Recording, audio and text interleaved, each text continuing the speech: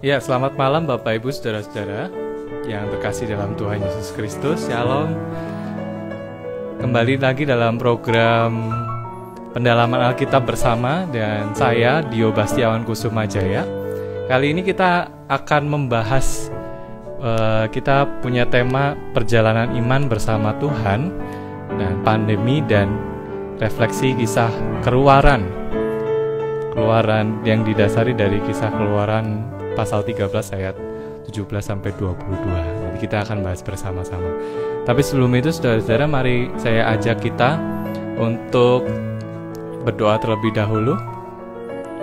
Kita siapkan hati untuk membaca dan merenungkan sabda Tuhan dan membahasnya bersama-sama. Kita bersama berdoa. Mari kita berdoa. Ya Tuhan Allah yang maha baik, kami bersyukur kalau kami boleh disatukan di dalam persekutuan yang hangat ini, meskipun kami di tempat masing-masing, berada pada rumah kami masing-masing, dimanapun kami berada, tetapi hati kami tetap satu. Tuhan memampukan kami manakala kami rindu untuk merenungkan sabda Tuhan dan mengambil makna di dalamnya, menguatkan kehidupan kami yang saat ini mengarungi kehidupan dan tantangan hidup yang saat ini kami jalani. Dan biarlah perenungan firman pada hari ini Tuhan, Engkau tuntun. Biarlah setiap keterbatasan kami sebagai manusia yang tidak selalu mampu untuk menerka pikiran dan perasaan Tuhan, dimampukan untuk melihat maksud Tuhan di dalam kehidupan kami. Dalam nama Tuhan Yesus, kami memohon Roh-Mu yang kudus itu menyertai kami sepanjang perenungan ini. Amin. Amin. Terima kasih saudara-saudara yang sudah bergabung. Saya ajak kita untuk membaca Kitab Keluaran pasal 13 ayat 17 sampai 22. Kitab Keluaran pasal 13 ayat 17 sampai 22.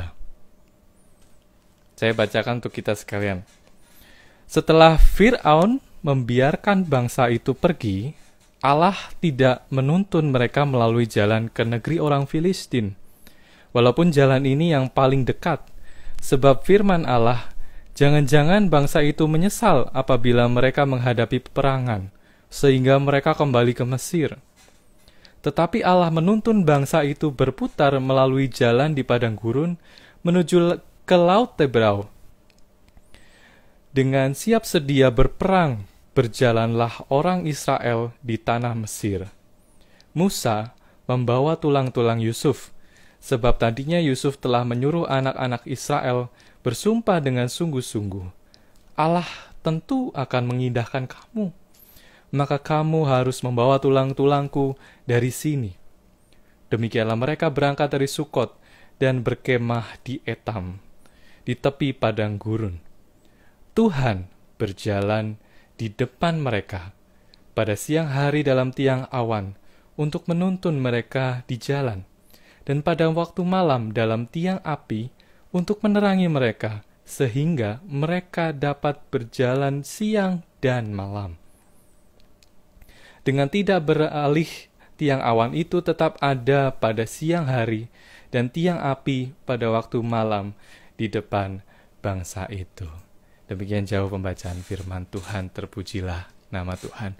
Saudara-saudara, pada hari ini mengulang lagi saya menyampaikan bahwa tema kita pada hari ini perjalanan iman bersama Tuhan. Kita mau merefleksikan apa yang dirasakan bangsa Israel, yang dikisahkan turun-temurun oleh bangsa Israel pada saat itu dari kisah Keluaran. Dan ini kita akan refleksikan dengan kondisi kita saat ini, perjuangan kita saat ini menghadapi pandemi.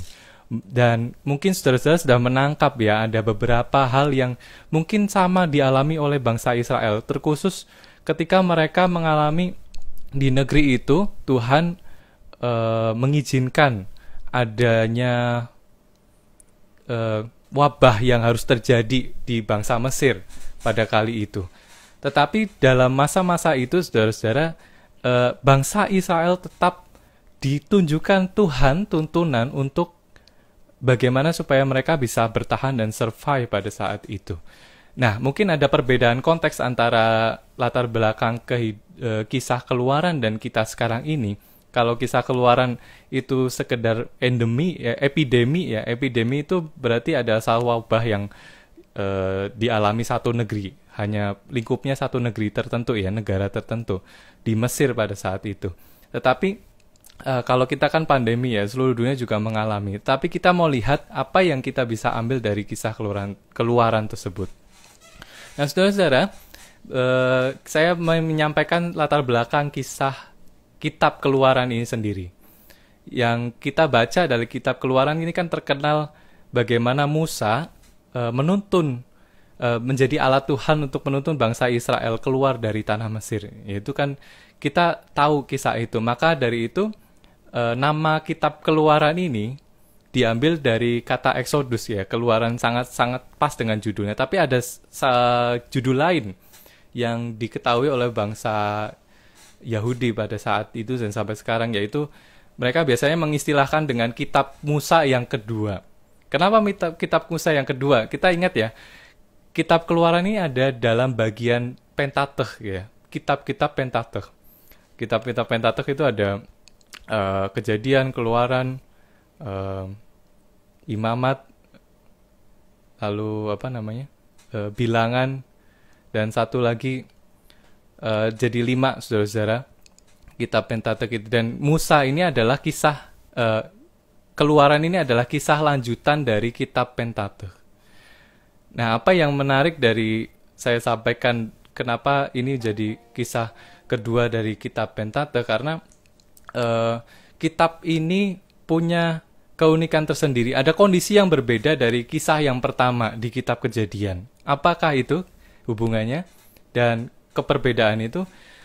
Jadi ada kondisi yang berbeda secara signifikan. Kalau kita lihat kitab Keluaran ini kan diawali oleh bagaimana Musa mengalami kehidupannya di tanah Mesir dan bangsa Israel di tanah Mesir.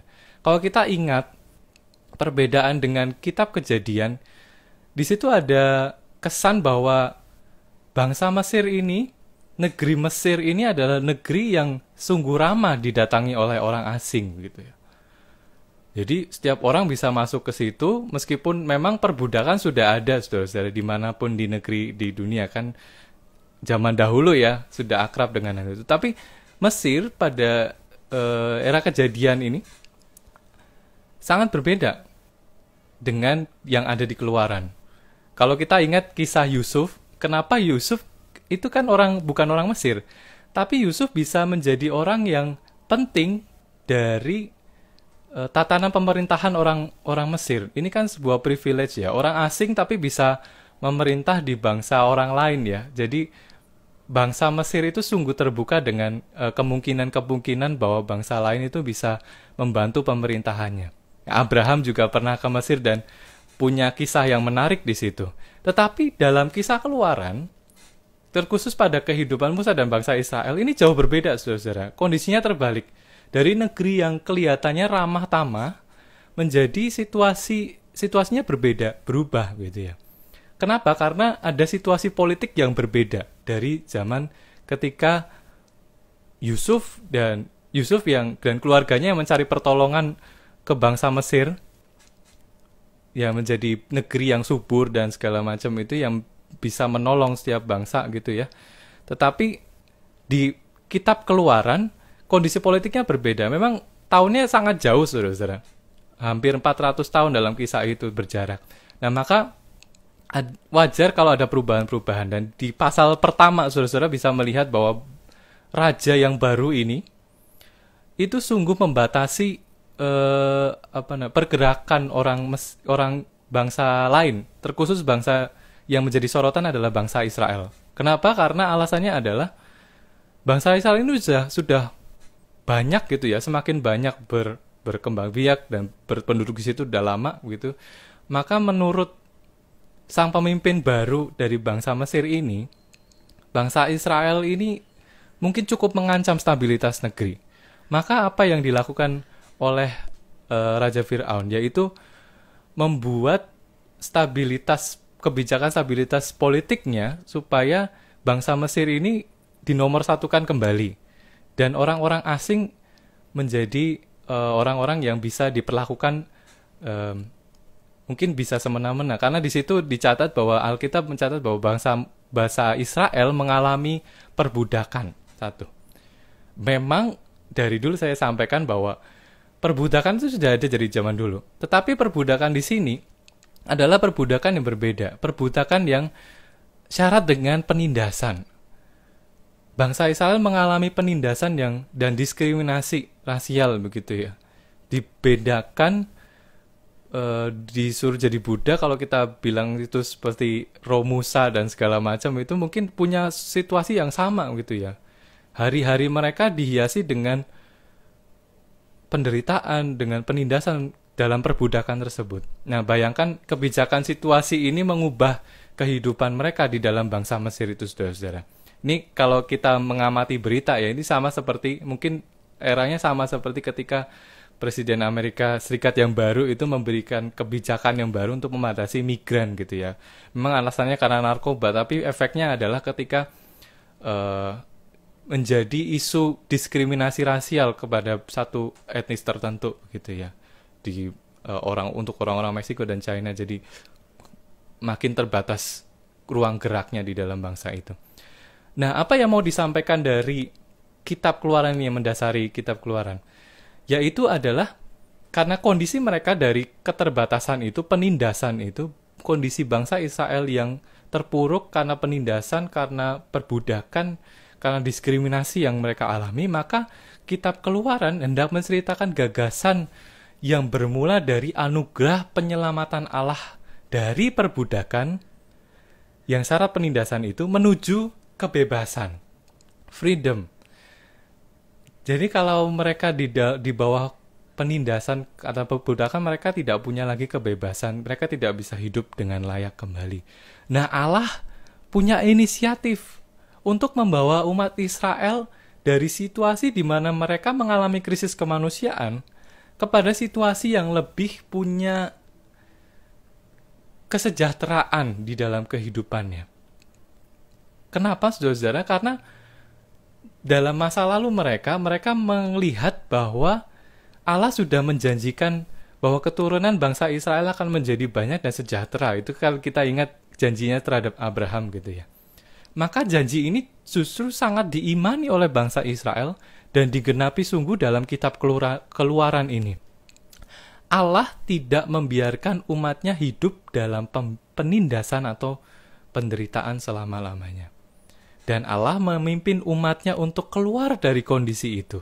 Idenya adalah apa? Keluaran, untuk membawa bangsa Israel keluar dari satu kondisi yang terpuruk menjadi kondisi yang lebih damai, sejahtera, dan lebih manusiawi. Maka saudara-saudara, kalau kita merefleksikan bahwa ada satu kondisi yang tidak baik dalam hidup, lalu Allah tidak diam saja ternyata, tetapi Allah justru menginisiasi perjuangan bangsa Israel dan cita-cita bangsa Israel dan semua orang untuk terbebas dari penindasan itu. Allah tidak membiarkan umatnya untuk sendirian. Allah tidak membiarkan umatnya ada dalam penindasan. Maka saudara-saudara, kalau kita melihat pandemi ini, ketika kita bertanya di manakah Allah, maka kalau kita lihat, merefleksikan dari kitab Keluaran ini, kita meyakini sungguh bahwa Tuhan itu tidak diam diri. Tetapi ini mungkin adalah bagian dari proses di mana Allah sedang membawa kita keluar dari satu situasi tertentu ke situasi yang lain. Mungkin kita bertanya, loh, situasi saya malah makin memburuk dengan ini semua, gitu ya. Tapi coba lihat, saudara, kita melihat sekitar. Kalau kita saudara-saudara membaca, ada hal-hal yang mungkin diperbaiki dari alam kita. Kelestarian alam kita meningkat kembali. Kemarin minggu lalu saya melihat sebuah tayangan ya dari gereja lain yang membawa firman di sosial media juga, saudara-saudara. Dan itu backgroundnya alam perumahannya gitu ya, lingkungan perumahan. Sebenarnya perumahan itu berjejer dengan jalan raya. Nah, tapi biasanya kan tidak ada hewan-hewan terlebih dahulu ya yang di situ, karena memang sudah kota besar di Bandung begitu ya. Nah, tetapi pada saat itu juga ada suara tonggeret, saudara-saudara. Ada serangga yang memang hidup di hutan tapi ada di situ gitu. Artinya apa, saudara-saudara? Di balik pandemi ini ada sebuah situasi yang sedang diperbaiki ternyata. Alam yang tadinya mungkin tergerus oleh karena aktivitas manusia, ketika kita sejenak beristirahat, mungkin dengan paksaan alam mungkin ya, alam ini memperbaharui diri. Kalau saudara membaca berita, ada lapisan ozon yang semula terbuka dan itu mengancam kehidupan manusia karena sinar matahari yang langsung menuju ke bumi ini mulai menutup, saudara-saudara. Artinya ada sebuah pembaharuan yang lebih baru dan membuat kehidupan kita menjadi diperbaharui dan lebih cita-citanya lebih sejahtera untuk masa mendatang kita. Nah, saudara-saudara, kalau toh alam tengah merestorasi dirinya dan Allah mengizinkan itu, Allah tidak membiarkan kita sendiri. Allah menuntun kita keluar, dan inilah proses di mana kita berjalan dari ruang lingkup yang mungkin di depan itu ada sesuatu yang mengancam. Kita dibawa keluar dari ancaman itu menjadi dibawa kepada sebuah situasi yang penuh dengan damai sejahtera di depan nanti. Itulah yang mau kita refleksikan bersama. Nah, saudara-saudara, saya ajak untuk kita masuk ke dalam perikop yang tadi kita baca bersama-sama. Dari Keluaran 13, saya membaginya dari ayat 17 dan ayat 18 terlebih dahulu. Kalau ada pertanyaan, Bapak Ibu juga bisa langsung menanyakan dalam sesi ini. Saya bisa membaginya mungkin supaya tidak lelah mendengar. Keluaran 13 ayat 17 sampai 18 menceritakan bahwa perjalanan awal bangsa Israel itu memang perjalanan yang sangat melelahkan, saudara-saudara. Penuh dengan ketakutan dan kekhawatiran. Meskipun mereka diperbolehkan ya, akhirnya kan mereka diperbolehkan oleh Raja Mesir untuk keluar dari Mesir. Tetapi ternyata tidak semudah itu, saudara-saudara. Karena sesungguhnya mereka ini bisa jalan melalui jalan yang sangat singkat sebenarnya dari Mesir menuju Kanaan. Tetapi di ayat 17 Allah justru membelokkan perjalanan bangsa Israel, alur dan jalur bangsa Israel menuju Kanaan itu tidak melewati daerah bangsa Filistin. Nah, memang dalam ayat 18 diketahui mereka sudah siap perang sebenarnya, bukan bangsa yang tidak siap perang. Tetapi ada yang kurang nih, saudara-saudara. Kita bisa menduga bahwa psikis mereka ternyata belum terlalu siap. Kenapa? Mereka tidak terlalu percaya dengan Musa. Kalau saudara-saudara baca di pasal 14, mereka baru percaya loh ketika Laut Teberau itu berhasil diseberangi oleh bangsa Israel. Nah, ini kan sebuah hal yang tidak dilihat oleh orang lain gitu. Ada yang kurang siap dari dalam diri bangsa Israel. Maka Allah dengan jeli membaca itu supaya mereka tidak lalu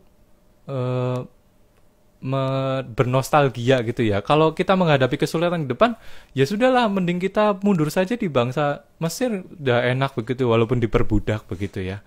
Kita tidak susah payah seperti ini. Dan sampai perjalanan dalam padang gurun menuju Kanaan selalu nadanya seperti itu. Ada sungut-sungut, ada gelisah, ada ketakutan, ada kekhawatiran, itu sangat wajar, saudara-saudara. Nah, di balik semua itu kita merefleksikan bahwa manusia ini bisa loh mengalami kekhawatiran dan ketakutan dan kecemasan. Itu sangat-sangat wajar dan sangat manusiawi. Tetapi saudara-saudara, selalu ada alternatif di dalam kita menjalani kehidupan yang penuh tantangan ini. Meskipun bangsa Israel mentok begitu ya, ketika dibelokkan Tuhan tidak melalui jalan yang dihidupi oleh daerah orang Filistin, dan mereka mendapati sebuah laut Teberau yang itu seperti jalan buntu gitu. Tapi Tuhan selalu punya alternatif.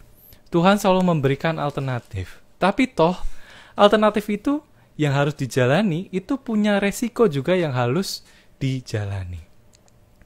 Saudara, saya membayangkan ketika keluarga kita mungkin pernah mudik gitu ya, pulang kampung ke daerah kita gitu, ke daerah kita masing-masing. ke kampung halaman masing-masing. Nah, dalam perjalanan itu selalu ada jalan alternatif gitu ya, yang dibuka pemerintah selalu baru. Saya mengingat sekali ketika saya bersama dengan keluarga saya selalu mudik ketika Lebaran karena itu liburan yang panjang, saudara. Dan kita selalu mencoba jalan alternatif karena orang-orang pikirannya sama gitu ya. Jalan subuh supaya sampai sana, supaya jalanan sepi dan sampai sana lebih cepat. Ternyata enggak, pikiran orang sama, jalan sama-sama subuh dan jadi jalan tetap macet. Apa yang dilakukan adalah selalu orang kita diperhadapkan dan diberi opsi jalan alternatif yang dibuka. Nah, ini kan ada jalan yang ternyata yang bisa kita lalui bersama, tapi jalan itu kan masih asing. Kita tidak pernah melewatinya. Dan ketika kita mencoba ada resiko, yaitu resiko kita tetap harus jalan sampai ketemu jalan di ujungnya. Sampai kita sampai ke lokasi tujuan. Dan jalan yang kita lalui itu, jalan alternatif yang baru itu pasti punya tantangan tersendiri. Karena kita tidak tahu ya, mungkin itu berkelok-kelok tetapi mungkin jalannya lebih cepat, tapi mungkin lebih aman gitu ya. Tapi yang jelas adalah jalan itu meskipun asing, tetapi dan mungkin punya kesulitan tertentu, tetapi jalan ini jauh lebih aman daripada jalan yang biasa kita lalui. Ada plus minusnya. Nah, sebagai konsekuensi seperti bangsa Israel juga harus 40 tahun berjalan menuju Kanaan. Tetapi di luar itu, di atas semua itu, saudara-saudara, ketika Tuhan hendak menuntun umatnya berjalan keluar dari problematika kehidupannya, keluar dari tantangan yang penderitaan yang selama ini dihadapi, maka Tuhan juga memberi kita alternatif dan tuntunan. Nah, 1 bulan itu kita mengarungi tantangan pandemi ini ya. Mungkin rasa lelah hati itu dan khawatir itu tidak bisa dihindari, saudara-saudara. Tetapi kita diajak untuk melihat setiap hal yang menjadi alternatif dalam kehidupan kita yang diberikan oleh Tuhan. Adakah kita merasa bahwa kalau kita masih bisa kerja meskipun di rumah begitu ya, kita terlebih melindungi diri di dalam rumah, dan itu bukankah membuat kita lebih aman dalam tanda kutip untuk bertahan di balik COVID ini, untuk kesehatan kita, dan kita dijagai Tuhan selama kita di rumah, masih dicukupkan oleh Tuhan.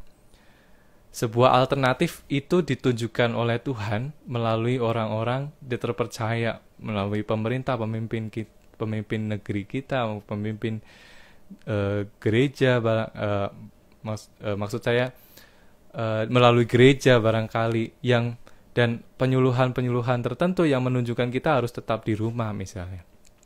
Bukankah itu membuat kita menjadi lebih aman?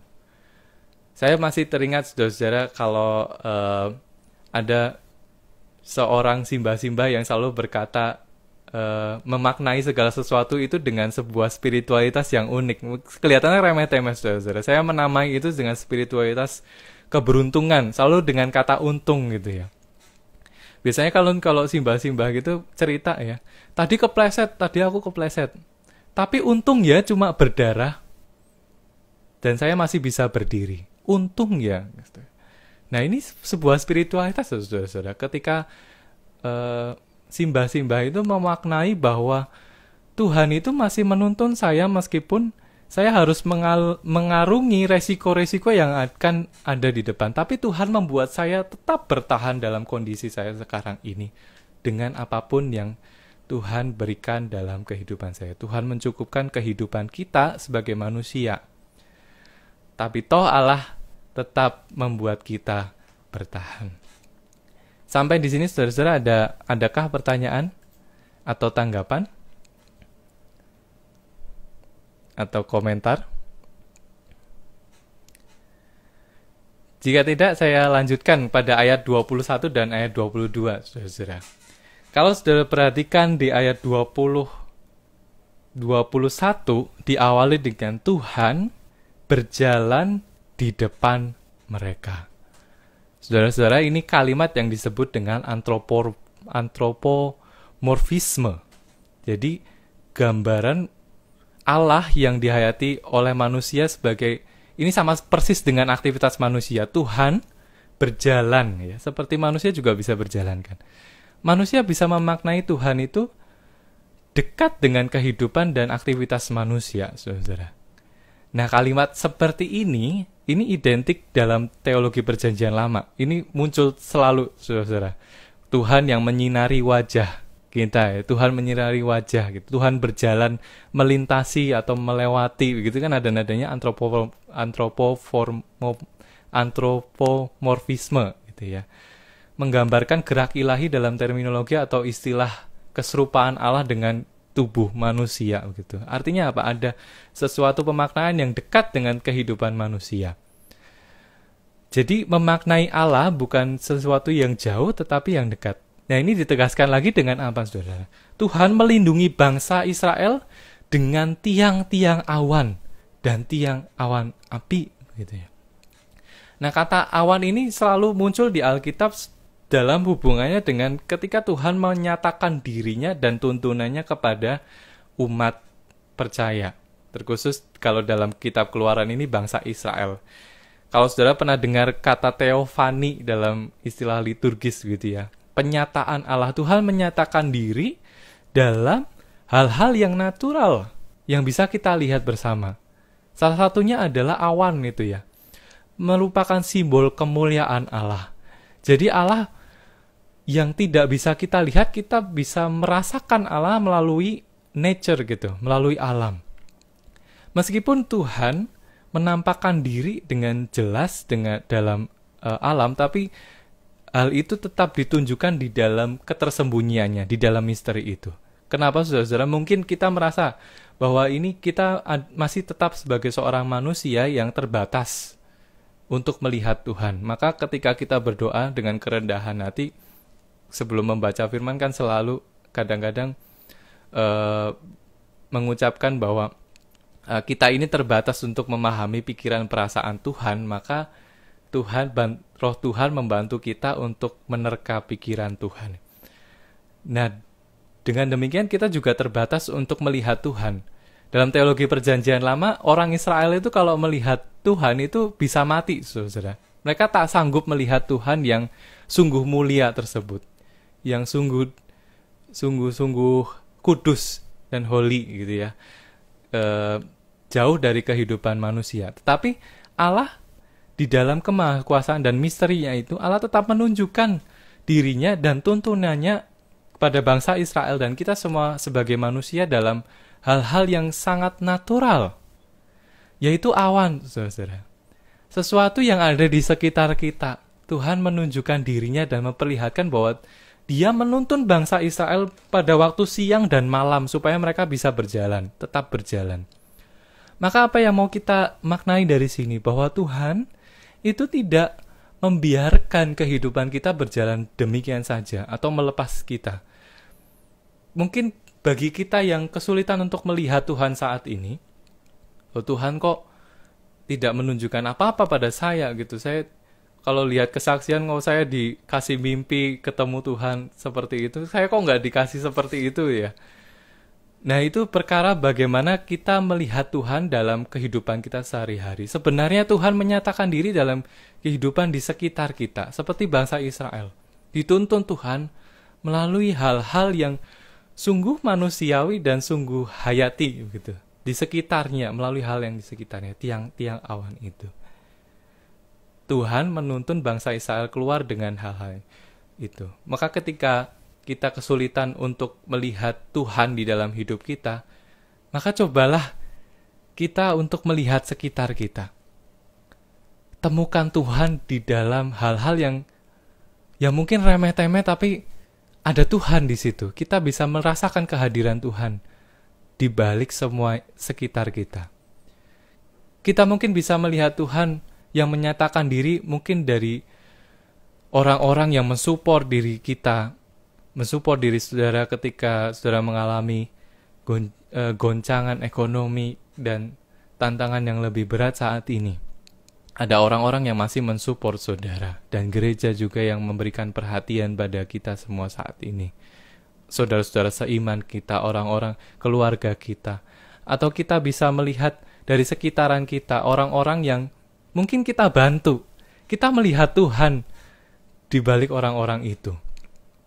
Ketika kita membantu mereka, ada wajah Tuhan yang kita lihat melalui kebahagiaan ketika kita dapat berbagi. Saudara-saudara, Tuhan sangat dekat dalam kehidupan kita. Dan Tuhan menuntun kita untuk mengarungi semuanya ini dengan hal-hal yang ada di sekitar kita. Saya ingat, saudara-saudara, bahwa Tuhan itu seperti ayat 17 yang mengatakan Tuhan berjalan di depan mereka, di depan bangsa Israel. Tuhan menjadi garda terdepan dalam menghadapi pandemi ini, di dalam menghadapi persoalan bangsa Israel dan juga persoalan kita saat ini. Tuhan menuntun dan menjadi garda terdepan. Kita ingat istilah itu ya. Berkali-kali kita mendengar bahwa kita mengapresiasi sungguh orang-orang yang menjadi garda terdepan dalam penanganan COVID-19 ini. Mereka yang para tenaga medis, baik itu dokter, perawat, dan orang-orang yang bekerja di rumah sakit dan menangani ini semua di dalam tes, rapid test dan segala macam itu, mereka adalah garda terdepan. Baik, mereka juga yang menguburkan orang-orang yang terdampak COVID-19 ini, saudara-saudara, mereka adalah garda terdepan. Ada sebuah ilustrasi gambar yang saya lihat beberapa waktu lalu di Instagram gitu ya. Mungkin saudara-saudara juga melihat ilustrasi gambar animasi tersebut menggambarkan seorang perawat atau dokter yang tengah lelah beristirahat, duduk gitu ya, bersandar, dan sandarannya itu adalah Tuhan Yesus begitu. Mereka saling bersandar menopang dengan arah terbalik gitu ya, saudara-saudara. Saling menopang karena saking lelahnya begitu. Nah, di dalam gambar tersebut punya message yang sangat besar ketika Tuhan digambarkan menjadi penopang kehidupan mereka, ikut merasakan Tuhan yang bersimpuh darah, Tuhan yang bersimpuh luka, juga merasakan lelahnya orang-orang yang juga berjibaku di garda terdepan. Tuhan bersama kita ternyata di dalam kita melewati kesulitan dan tantangan-tantangan ini. Tuhan ada di sekitar kita dan kita bisa melihat itu dengan jeli. Nah, saudara-saudara, dari pembahasan kita kali ini, kalau boleh saya simpulkan bahwa yang pertama, kita melihat bahwa Allah tidak membiarkan umatnya terus hidup dalam penderitaan seperti bangsa Israel yang ada di dalam penderitaan di dalam tanah Mesir. Mereka dibawa keluar menuju negeri Kanaan yang lebih sejahtera, mereka bisa menata hidup kembali dengan lebih baik. Dan Allah memimpin kita semua, umatnya, untuk keluar dari kondisi semula yang mungkin kondisi di depan kita kalau kita dibiarkan sebelum pandemi ini tergerus oleh aktivitas alam ini, tergerus oleh aktivitas manusia, maka ada keterancaman di depan dalam kehidupan kita secara global, maka Allah sedang merestorasi dirinya. Merestorasi alam maksud saya. Dan kalau toh alam sedang merestorasi dirinya, memperbaiki dirinya, Allah juga menuntun kita keluar. Dan ini adalah proses kita keluar menuju ruang lingkup, masuk yang lebih baru, di mana ada damai sejahtera. Kalau saya boleh bahasakan lagi, inilah jalan masuk menuju jalan keluar. Kalau saudara mau keluar dari kota Surabaya untuk mudik atau berjalan keluar kota menggunakan kendaraan bermotor atau bermobil ya, beroda 4, mau masuk ke lewat jalan tol, pasti bukan keluar dari jalan tol terlebih dahulu. Tetapi masuk dulu nih. Kita berjalan keluar dari kota Surabaya dengan masuk ke jalan tol, melewati jalan tol itu untuk keluar dari kota Surabaya menuju kota-kota lain yang kita tuju. Jadi inilah juga jalan, kita bisa refleksikan bahwa inilah jalan masuk untuk keluar dari situasi kita saat ini yang penuh dengan mungkin keterancaman kehidupan secara global, untuk masuk ke ruang lingkup hidup baru yang lebih sejahtera. Dan meskipun ada yang kedua, dan meskipun ada resiko yang harus dijalani, konsekuensi yang harus dijalani oleh karena kita mengarungi pandemi ini, Tuhan selalu menyediakan alternatif untuk kita dapat bertahan melalui semuanya ini. Selalu ada alternatif yang Tuhan tuntun kita untuk jalani sekarang ini. Dan yang ketiga, saudara-saudara, Allah senantiasa memperlihatkan dirinya dan tuntunannya pada setiap hal yang hadir di sekitar kita. Apapun itu, kita bisa memaknai itu sebagai kehadiran Tuhan. Diri kita yang masih bisa bertahan sampai sekarang, itu juga adalah anugerah Tuhan. Ditopang oleh apa? Ditopang oleh orang-orang di sekitar kita. Kita bisa melihat Tuhan di dalam orang-orang yang ada di sekitar kita, atau apapun yang ada di sekitar kita.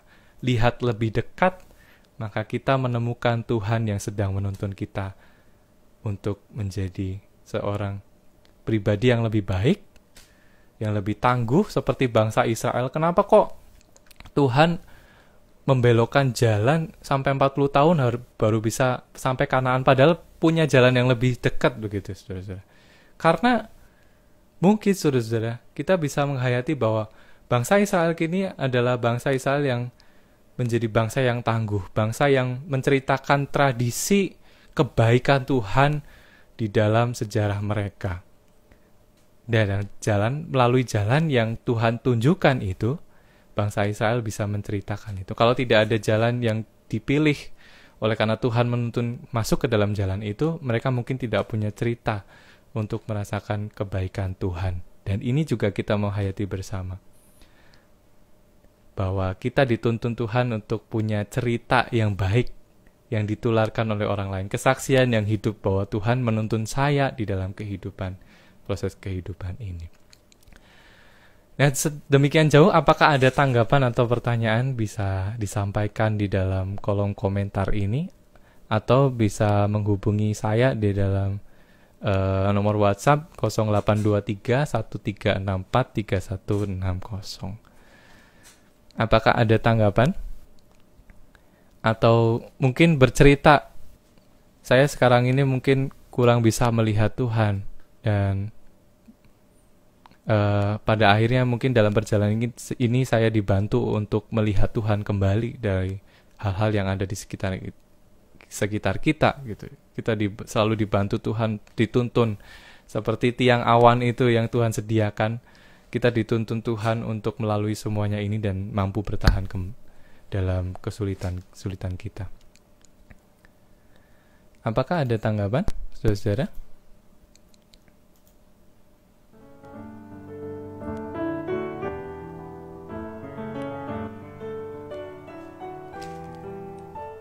Saudara bisa menghayati setiap hal yang ada di Alkitab ini diperjumpakan di dalam kehidupan kita. Merefleksikan hal-hal yang baik dari Alkitab ini supaya kita punya penguatan sungguh, gitu ya.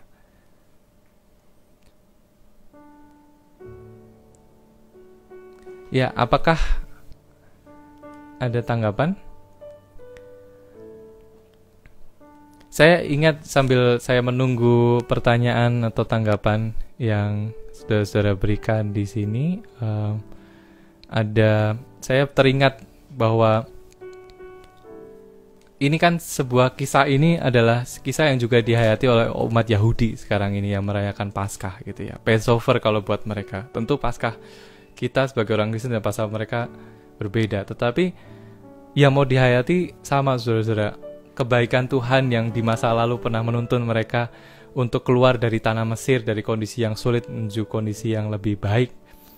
Dan saat ini sama seperti kita, saudara, kita tidak bisa ke gereja. Mereka merayakan Paskah ini dalam aplikasi ya, dengan aplikasi telekonferensi yang mungkin kita juga bisa pakai sekarang ini. Dan salah satu rabi mengatakan bahwa pada saat malam Paskah mereka ada demikian, next year in Jerusalem. Mereka selalu mengatakan formula itu pada saat malam Paskah ya. Next year in Jerusalem. Tahun depan di Yerusalem, bulan depan di next month in Jerusalem gitu ya. Ke depan di Yerusalem. There is a better future. Ada masa depan yang lebih baik. Ada kemungkinan yang sangat-sangat lebih baik daripada kondisi kita sekarang ini. There will be no fear and unhealthy. Tidak ada lagi ketakutan, tidak ada lagi kecemasan, tidak ada orang lagi yang mengalami kondisi yang terpuruk kembali, karena semua ditata kembali.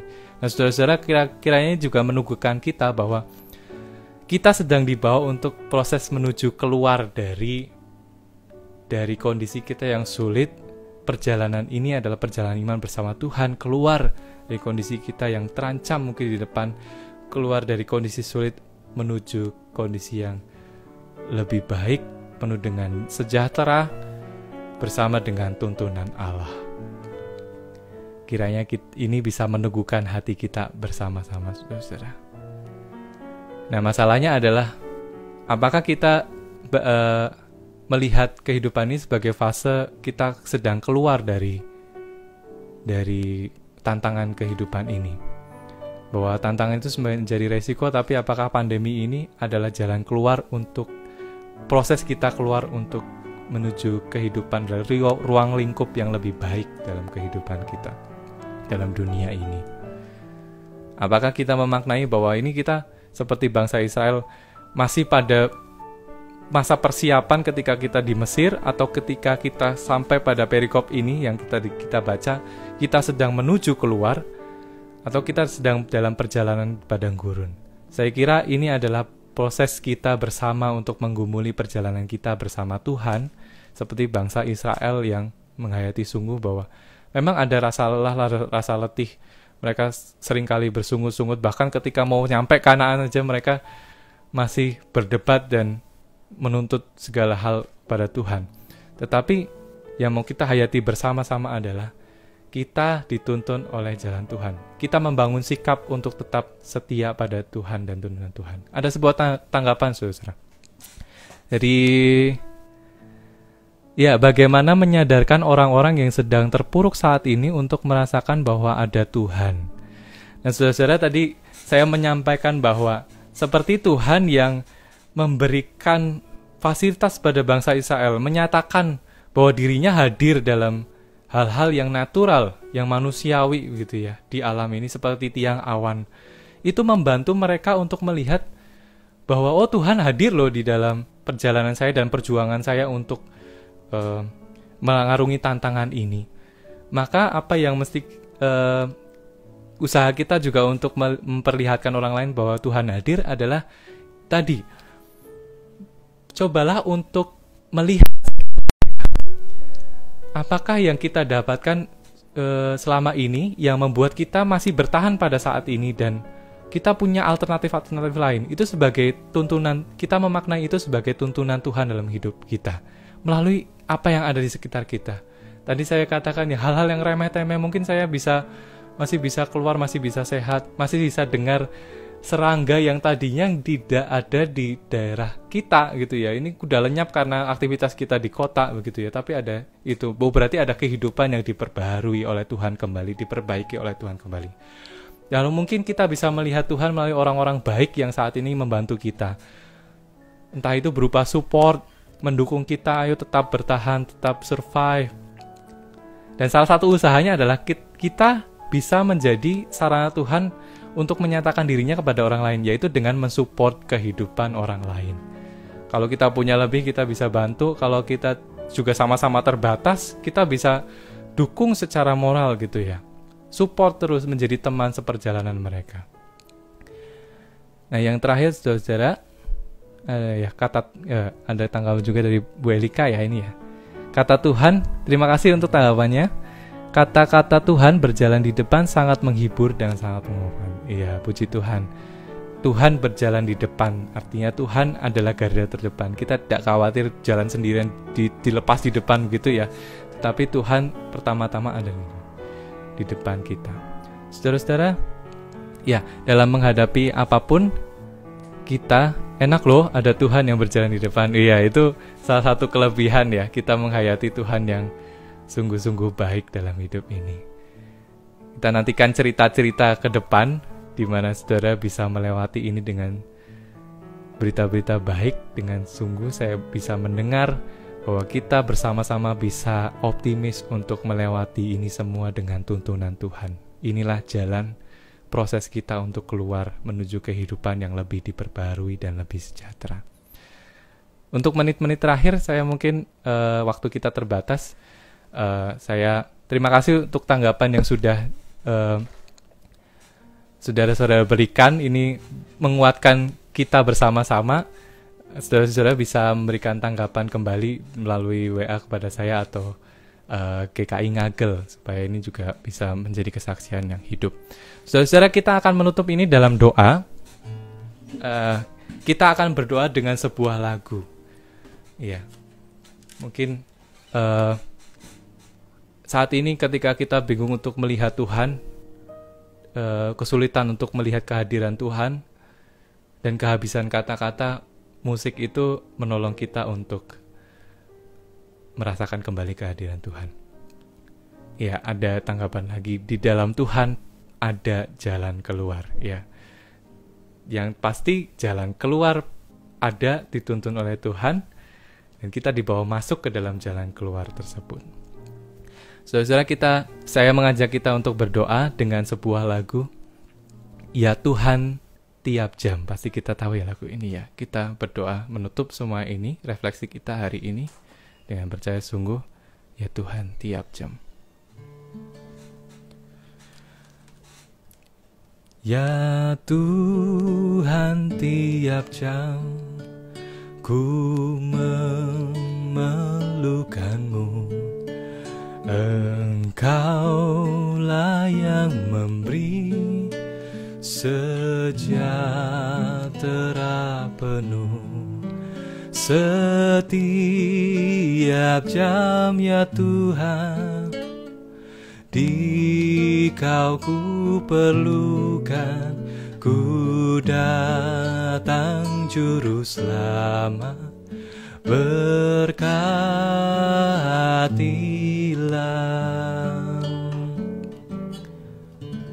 Kami yakin Tuhan menuntun hidup kami. Kami yakin Tuhan sedang menuntun kami keluar dari kondisi ini.